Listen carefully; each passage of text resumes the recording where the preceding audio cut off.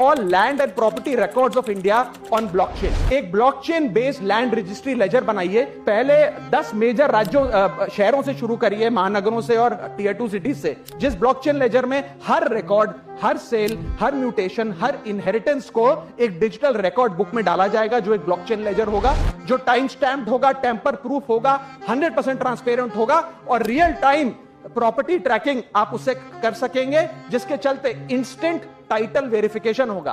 आज सर हमारा जो रियल एस्टेट का लैंड एंड प्रॉपर्टी रिकॉर्ड का जो बाजार है उसमें अटर कियोस है।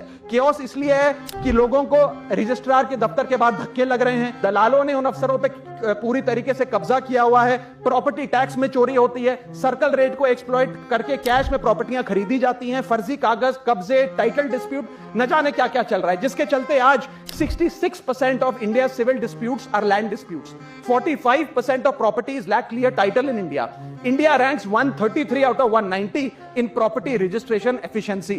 48% of our properties are under dispute and the average time taken by civil courts to resolve these disputes is 7 years. And 6.2 crore property documents are pending digitization। वो तहसीलदार के दफ्तर में पड़े या रजिस्ट्रार के दफ्तर में, उनका डिजिटाइजेशन अभी तक नहीं हुआ। इन सारी बीमारियों का एक ही दवा है, that is national blockchain registry, जिसके चलते प्रॉपर्टी डिस्प्यूट समाप्त होंगे, मिडिल क्लास की वेल्थ अनलॉक होगी क्योंकि वे और ब्याज पे पैसा ले पाएंगे, प्रॉपर्टी टैक्स की कंप्लायंस बढ़ेगी। इसी के साथ साथ सर दुनिया के कई देशों ने इसे लागू कर दिया है। स्वीडन में यह लागू है, जहां पर एक दिन में आप प्रॉपर्टी का ट्रांजैक्शन कंप्लीट कर सकते हैं, वहां डिस्प्यूट रेट 2% है।